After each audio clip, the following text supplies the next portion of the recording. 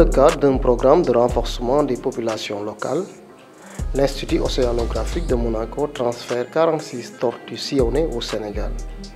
Ce samedi 10 décembre 2022, ces 46 tortues juvéniles ont quitté le musée océanographique de Monaco pour rejoindre le village des tortues de Noflaye au Sénégal.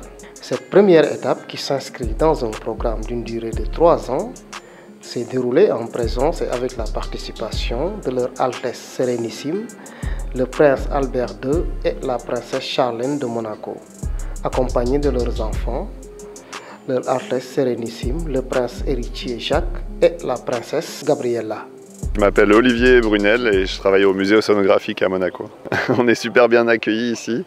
L'équipe de Thomas et son équipe nous ont fait un accueil très chaleureux et on est très content d'être ici. En fait, on a reçu des tortues en 2011 du président du Mali lors d'un voyage du prince Albert de Monaco au Mali.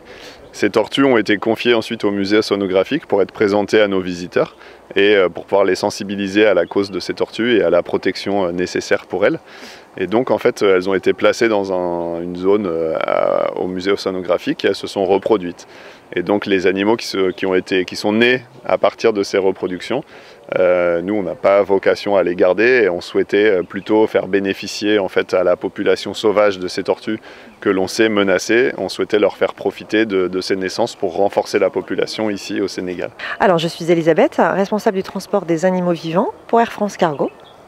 Et donc j'ai été en charge en collaboration avec Olivier du musée océanographique pour élaborer tout ce qui est transport.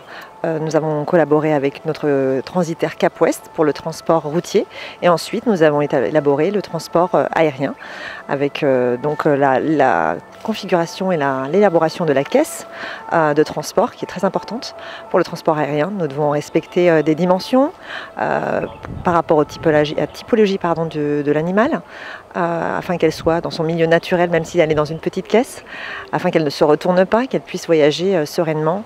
Et voilà, et on voit le résultat aujourd'hui. On arrive ici au Sénégal et on voit qu'elles sont toutes dégourdies et elles veulent vraiment connaître ici la ferme des tortues. Nous avons une réglementation IATA réglementée pour le transport aérien pour les animaux vivants.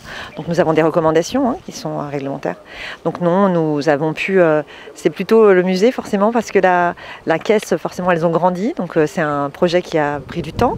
Donc il a fallu réadapter la caisse en fonction des dimensions des dimensions des tortues. C'est de Thomas Diagne qui a tout organisé avec Air France, avec d'autres partenaires, donc local, le maire, le préfet, donc avec le service des eaux et forêts, les représentants des ministres.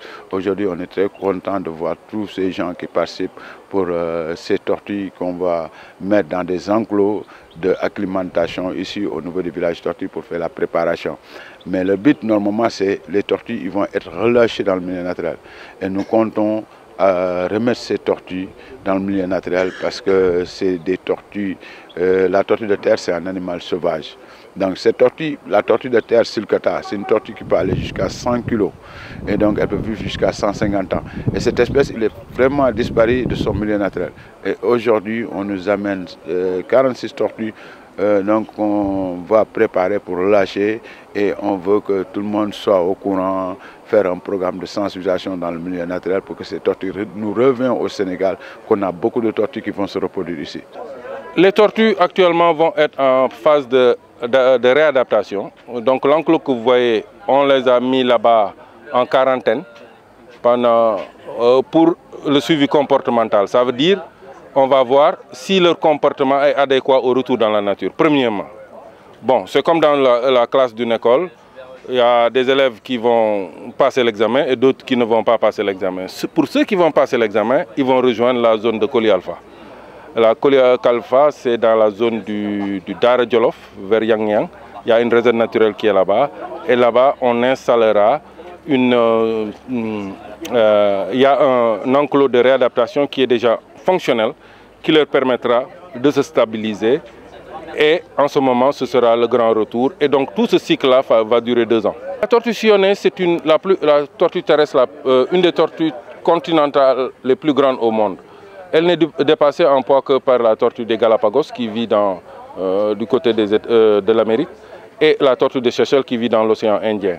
Donc une tortue terrestre qui vit dans un continent, on ne peut pas trouver une tortue beaucoup plus grande qu'elle. Donc en faisant, vous avez vu, les tortues rapatriées évidemment sont de taille modeste, mais en faisant la visite des enclos, vous allez voir des tortues qui sont de taille très grande, qui peuvent atteindre plus de 100 kg. Elles jouent dans leur écosystème un rôle de disséminateur des plantes dont elles se nourrissent, des graines. Donc si on ensemence, on essaie de planter des arbres, je peux dire la meilleure manière pour planter des arbres, c'est de donner des fruits de cet arbre-là aux tortues qui, avec leurs fesses, vont permettre de les disséminer à travers leur milieu. Donc ça, c'est un aspect que je peux citer par rapport à l'utilité des tortues dans l'environnement. Et vous savez que planter des arbres, c'est quelque chose dont les pays sahéliens ont bien besoin. Les difficultés que nous avons rencontrées, bon, l'État a coopéré. Vraiment, il faut dire qu'on a eu un bon retour des autorités sénégalaises qui ont participé. Vous avez vu dans cette cérémonie, le ministère est bien représenté et autres. Mais les facteurs, les difficultés qu'on a eues, c'était un peu les difficultés sanitaires. Il fallait être sûr, s'assurer de la bonne santé de ces animaux, qu'ils n'amènent pas des maladies qui seraient beaucoup plus néfastes que ce qu'on est en train de faire. Parce qu'en ramenant ces tortues, on s'expose à un risque, le risque sanitaire. Donc il fallait évacuer ce risque sanitaire. Il n'y a pas risque zéro, évidemment. On a fait notre maximum pour éviter certaines maladies connues qui sont dévastateurs qui pourraient être potentiellement dévastateurs pour les populations sauvages, ont pu être écartés. Mais nous ne devons pas baisser la garde. Nous devons continuer dans cette direction et avancer. Donc ça, c'est une première étape et on pense qu'on va réussir les autres qui vont venir. On l'a déjà fait, mais il ne faut pas être confiant à 100%. Il faut toujours rester vigilant.